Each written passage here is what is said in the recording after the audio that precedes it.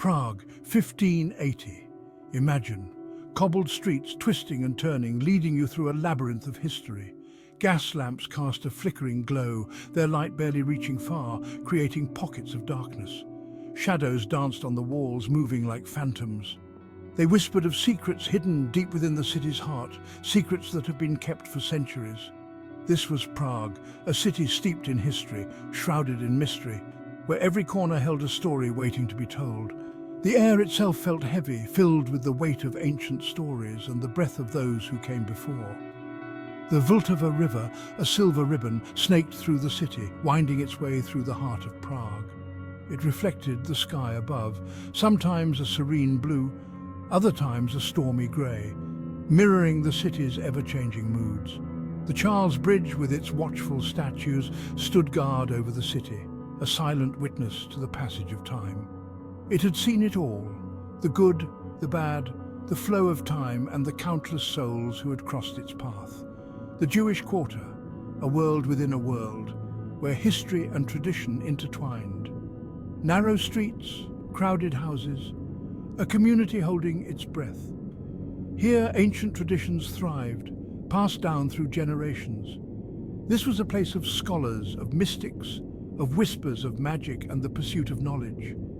It was here, in this crucible of faith and fear, that the legend of the Golem was born, a tale of protection and power that still echoes through the ages. Life for the Jews of Prague was one of constant uncertainty. They faced prejudice, suspicion, and a society that often viewed them with mistrust. False accusations swirled around them like the autumn leaves, carried by the winds of ignorance and fear. Anti-Semitism was a bitter wind, always threatening to rise.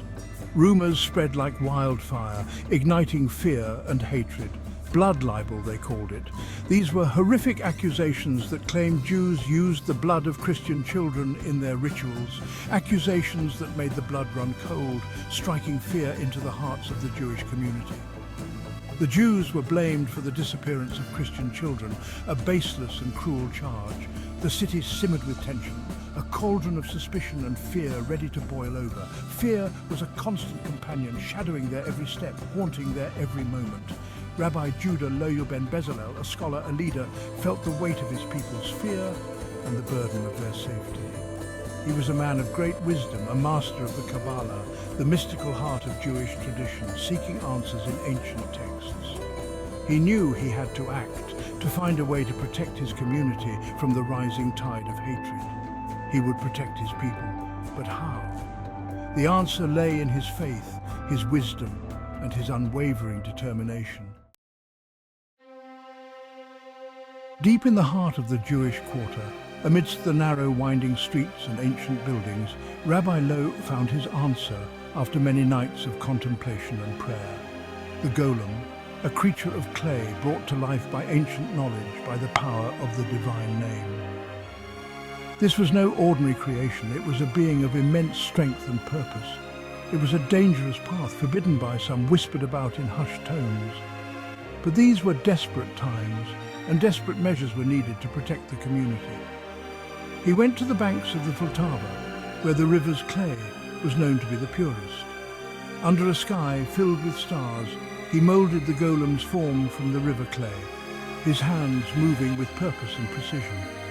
It was a giant, powerful, its eyes still empty, waiting for the spark of life. The air crackled with anticipation, as if the very elements knew something extraordinary was about to happen. With rituals and prayers, Rabbi Loew breathed life into the clay, invoking the sacred words with deep reverence. He placed a shem, a parchment inscribed with the divine name, in the Golem's mouth. The Golem stirred, its form beginning to animate. Its eyes opened, glowing with an inner fire, a testament to the ancient power now coursing through its being. The Golem became the protector of the Jewish Quarter. It patrolled the streets, a silent guardian. Its presence was a comfort to the Jews. Fear began to recede. The Golem was immensely strong. It could move heavy objects with ease. It could understand Rabbi Loew's commands. It followed his orders without question. The Golem was a symbol of hope in dark times. Word spread of the Golem's strength. People whispered in hushed tones. The creature of clay had become a legend. The Jewish community felt safe under its watchful gaze. But power, even with good intentions, can be a dangerous thing. As time passed, the golem's nature seemed to change. It became unpredictable, its rage quick to ignite. Some say the power of the Shem was corrupting its clay form. One Sabbath, Rabbi Lowe forgot to deactivate the golem. The creature, its mind clouded, went on a rampage. It smashed through the streets, its roars echoing through the city. Panic spread like wildfire. Rabbi Lowe, realizing his mistake, confronted the golem.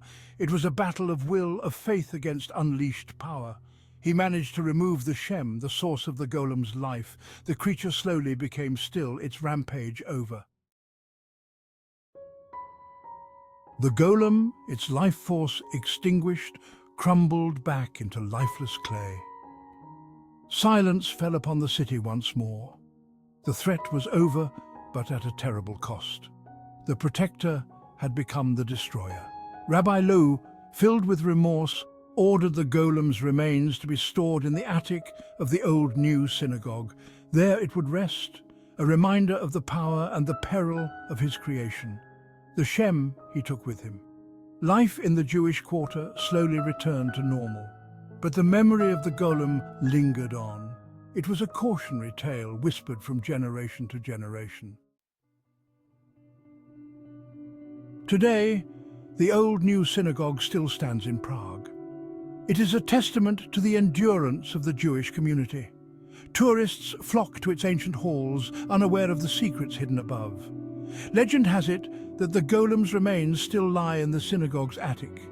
Some say that if the Jewish people are ever in danger again, the golem will rise once more to protect them. It is a story that sends shivers down the spine. The attic remains sealed. No one has seen the golem for centuries. But the legend persists. It is a tale whispered on the wind, a story that refuses to die. The legend of the golem is more than just a story. It speaks to the hopes and fears of a community facing persecution. It is a reminder of the power and the responsibility that comes with knowledge. The golem has transcended its origins to become a universal symbol. It represents the double-edged sword of creation, the potential for good and evil that exists within us all. Its story continues to fascinate, to inspire, and to warn. So, if you ever find yourself wandering the ancient streets of Prague, listen closely. You might just hear the echo of the golem's footsteps, and in the shadows you might catch a glimpse of its silent, watchful form.